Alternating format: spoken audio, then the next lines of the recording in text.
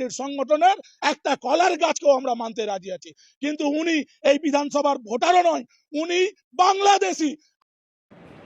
নির্বাচন কমিশন সমস্ত আইন কানুনকে জলাঞ্জলি দিয়ে পশ্চিমবঙ্গ সহ 12টি রাজ্য এবং কেন্দ্রশাসিত অঞ্চলে স্পেশাল ইন্টেনসিভ রিভিশন বা ভোটার তালিকার বিশেষ নিবিড় সংশোধন প্রক্রিয়া চালিয়েছে। অন্যান্য রাজ্যে খুব একটা সমস্যা না হলেও পশ্চিমবঙ্গের ক্ষেত্রে আমরা দেখতে পেলাম বিজেপি দ্বারা প্রভাবিত নির্বাচন কমিশন এমন কিছু নিয়ম কানুন চালু করেছে যেগুলি সরাসরি একজন নাগরিকের অধিকারকে সরাসরি খর্ব করে। বিশেষ করে একজন নাগরিক, একজন বৈধ মানুষকে অবৈধ কিংবা বিচারাধীন করে ঝুলিয়ে দেওয়া হয়েছে এবং এমন কিছু নাম আমরা সামনে এসেছে দেখতে পেয়েছি যেগুলো নিয়ে সন্দেহ থাকার পরেও তাদেরকে চূড়ান্ত ভোটার তালিকায় ঠাঁই দেওয়া হয়েছে। অর্থাৎ নির্বাচন কমিশন যে নিরপেক্ষভাবে কাজ করেনি এ কথা বলতে আর কোনো দ্বিধা নেই।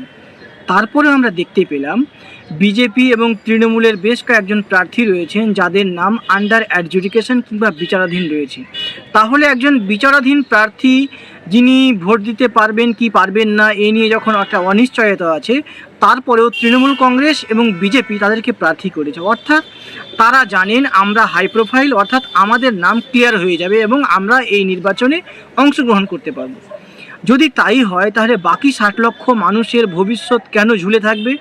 এই প্রশ্ন কিন্তু নাগরিক সমাজের পক্ষ থেকে আমি তুলছি। এবং এর বাইরে গিয়ে একটি চাঞ্চল্যকর বিষয় সামনে এসেছে। মালদার বৈষ্ণবনগরের বিজেপি কর্মীরা অভিযোগ করছেন সেখানে রাজু কর্মকার বলে যাকে বিজেপি প্রার্থী করেছে তিনি বাংলাদেশি।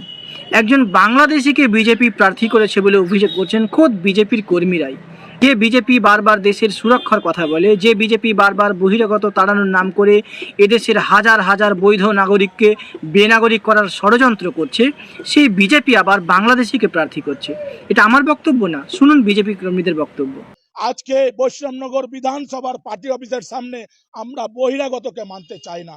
আমাদের ভারতীয় জনতা পার্টির সংগঠনের একটা কলার গাছকেও আমরা মানতে রাজি আছি, কিন্তু উনি এই বিধানসভার ভোটারও নয়, উনি বাংলাদেশি। এখানেই থেমে থাকেননি, তারা আরো অভিযোগ করছেন যে আজকে ভারতীয় জনতা পার্টি অমিত শাহ, নরেন্দ্র মোদী সবাইকে বহিরাগত ভাবে তাড়াচ্ছে। আজকে বহিরাগতকে এই বৈষ্ণবনগর বিধানসভায় প্রার্থী করেছে, আমরা মানছি না, মানবো না।